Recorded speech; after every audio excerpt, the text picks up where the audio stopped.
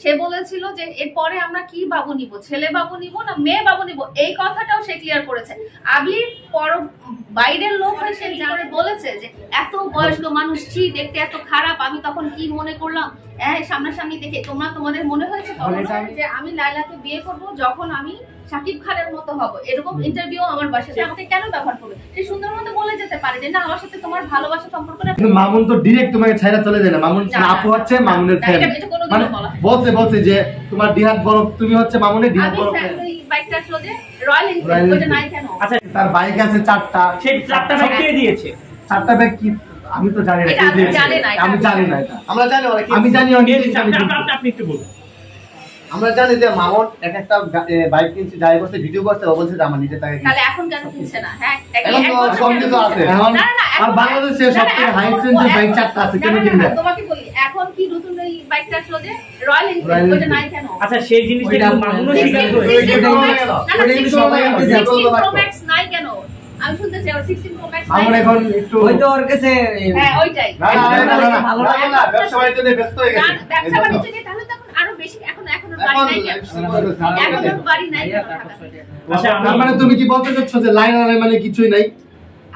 আমি বলতে চাচ্ছি যে তোমরা যে জিনিসটা সাপোর্ট করছো যে একটা মেয়ের কাছ থেকে আমরা নিব এবং মেয়েটা যখন দিতে পারবে না তখন আমি ছেড়ে চলে যাব, সেটা কোনো ভালো না। বউর কাছ থেকে টাকা নেওয়া ঠিক না। তাও যদি বিষয়টা হচ্ছে কি, আমি আমার রিলেশনশিপের বিয়ে, তো বিষয় হচ্ছে যে আমি যখন এক সময় মানে কন্টেন্ট ক্রিয়েট করতাম, তখন ইনকাম সোর্স ছিল না, তখন কিন্তু আমার বউ আমাকে এজ এ ওয়াইফ হিসাবে, এজ এ ভালোবাসা মানুষ হিসেবে সাপোর্ট দিয়েছে। এটা একটা ব্যাপার, মানুষ বিপদে থাকলে সাপোর্ট দিতেই পারে। এখন বিষয় হচ্ছে কি যে একটা যে জোর করে আনা, যে আমাকে দিতেই হবে, নিতে হবে, এটা খুবই খারাপ বিষয়। মেয়েদের থেকে নিতেই হবে, দিতে হবে, মেয়েদের থেকে এবং দিতে পারবো না দেখে আমি চলে যাব, সেটা কোনো সম্পর্ক না। এটা খুবই খারাপ জিনিস।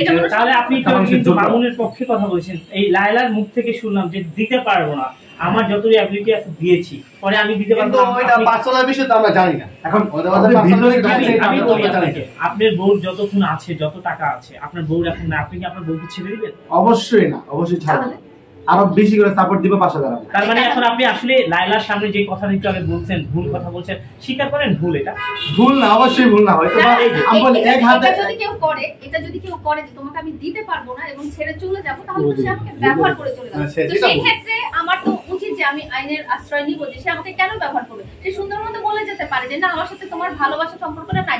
সে চলে যাওয়ার পরে সে বলছে আমি তোমাকে ভালোবাসি, তাহলে তুমি ভালোই যদি বাসো, তাহলে তুমি ওই বাড়ি গাড়ি ব্যবসার জন্য কেন তুমি চলে যাবে? কিন্তু মামুন তো ডাইরেক্ট তোমাকে ছাইরা চলে যায় না। মামুন শুধু তোমাদের মধ্যে একটা মানে ঝামেলা হয়েছিল, পার্সোনাল। তুমি নিজেই বললা যে তুমি ভিতরের গল্প জানো, ভিতরের গল্প যদি নাই জানো তাহলে তুমি এটা কখনো সাপোর্ট করতে পারো না। যে তাহলে তোমার কথা শুনে কি মনে করবে জানো? ছেলেরা মনে করবে মেয়েদের সাথে এরকমই করা উচিত।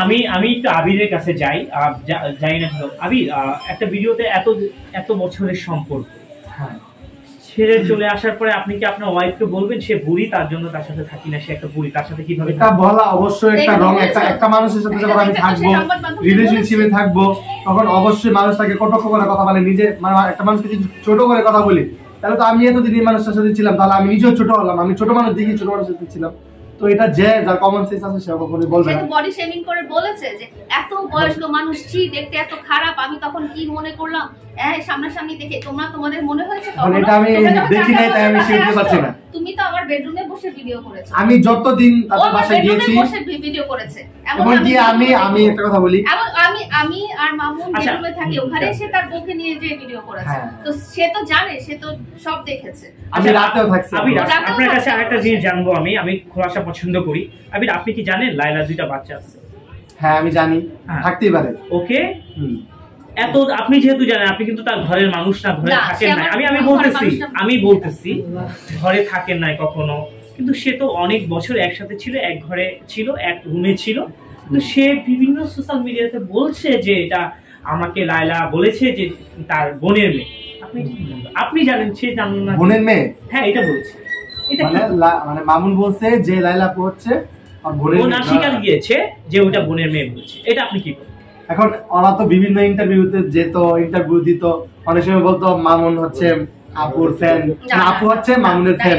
মানে বলছে যে তোমার দিহাত বড়, তুমি হচ্ছে মামুনের দিহাত বড় ফ্যান। এটা বলেছি ফ্যান, কিন্তু তার মানে ফ্যান থেকে কিন্তু ওরাও কিন্তু একদম কোন জায়গার মধ্যে একদম খোলাসাভাবে বলে নাই যে ওরা রিলেশনশিপে আছে। না খোলাসাভাবে কিন্তু আমি ইভেন বলেছি যে মামুন ইভেন বলেছে যে আমি লায়লাকে বিয়ে করব যখন আমি শাকিব খানের মতো হব, এরকম ইন্টারভিউ আমার বাসায় এবং তার আমি আবার যাচ্ছি এবং কিন্তু তার ছাদে যে ভিডিওটা নিয়েছিলাম তখন আমরা বিয়ের প্রশ্ন করছি, মুস্তাকিসের কথা বলেছিলাম, তখন বলেছে আল্লাহ চাইলে আমরা খুব শীঘ্রই আমরা ধুমধাম করে। হ্যাঁ, এটা তারা দুজনকে ভালোবাসে, এটা পুরো বিশ্বের মানুষই জানে, সোশ্যাল মিডিয়ার জানে, সবাই বিশ্বের মানুষই জানে। এখন ভালোবাসি যে বিয়ে তো করতেই পারে। মানে সে বলেছিল যে এরপরে আমরা কি বাবু নিব, ছেলে বাবু নিব না মেয়ে বাবু নিব, এই কথাটাও সে ক্লিয়ার করেছে। আবির বাইরের লোক হয়, সে জানে যে আমার বাচ্চারা আছে, আর ও 4 বছর থেকে আমার বাসায় থেকেও সে জানে না যে আমার বাসায় কোনো বাচ্চা আছে। এবং সে আপনি বলেন, আপনার কাছে আরেকটা প্রশ্ন করবো আবির, আপনি যেহেতু উঠাইছেন এই কথা যে আসলে লায়লার দোষ, আমি জানি না কার দোষ, আমি শুধু লায়লাপুর দোষ বলছি যে এক হাতে তালি বাজে না, দুজনেরই দোষ। এক হাতে তালি বাজে না। এখন আপনার হাজার হাজার টাকা আছে, আপনার টাকা শেষ, আপনার বউ আল্লাহ হাফেজ, এখন লায়লার টাকা শেষ, কিন্তু লায়লাপুর তো টাকা শেষ না। আমি তো দেখতেছি লায়লাপুর টাকা শেষ হয় না। না, লায়লার টাকা শেষ না, কিন্তু আপনি লায়লার চেয়ে আরো বেশি টাকা কারোর কাছে পেয়েছে, সে জায়গায় চলে গিয়েছেন, তখন আপনি এমন কিছু না, এমন হয় নাই যে লায়লার থেকে বেটার কোনো অপশন আমার মনে হয় পাবে না, ইন ফিউচার কখনোই পাবে না। কারণ আমি যতদিন লায়লাপুর বাসায় গিয়েছি ততদিন আমি দেখেছি মামুনকে লায়লাপুর যেরকম ভাবে রেখেছে একটা রাজপুত্রকে মানুষ এরকম ভাবে রাখে না, আমার নিজের চোখে দেখা। এমনকি আমরা যখন গিয়েছি যেরকম ভাবে মানে ওদের যে ভালোবাসা বা মামুনও যতটা ভালোবাসে লায়লাপুকে, আমার মনে হয় না ওয়ার্ল্ডের মধ্যে লায়লাপুকে এরকম ভালোবাসার কেউ নাই। আমি মনে করি আমার পক্ষ থেকে, আমি তো মামুনের খুব কাছের ফ্রেন্ড ছিলাম, মানে এখনো আছি, লায়লাপুর ভাই এখনো আছি। তো বিষয় হচ্ছে কি ওরকম ভাবে মামুনও বিজনেসে বিজি, আমি বিজনেসে বিজি, দূরত্ব, বাট আমি তাদের মধ্যে ছিলাম, আমি জানি। এমন রাত গেছে যে আমি লায়লাপু মামুন এক ঘরের মধ্যে আমরা কন্টেন্ট করেছি, এক ঘরে রাতে ঘুমিয়ে গেছি, মানে কন্টেন্ট করতে করতে দেখা গেছে এক সময়।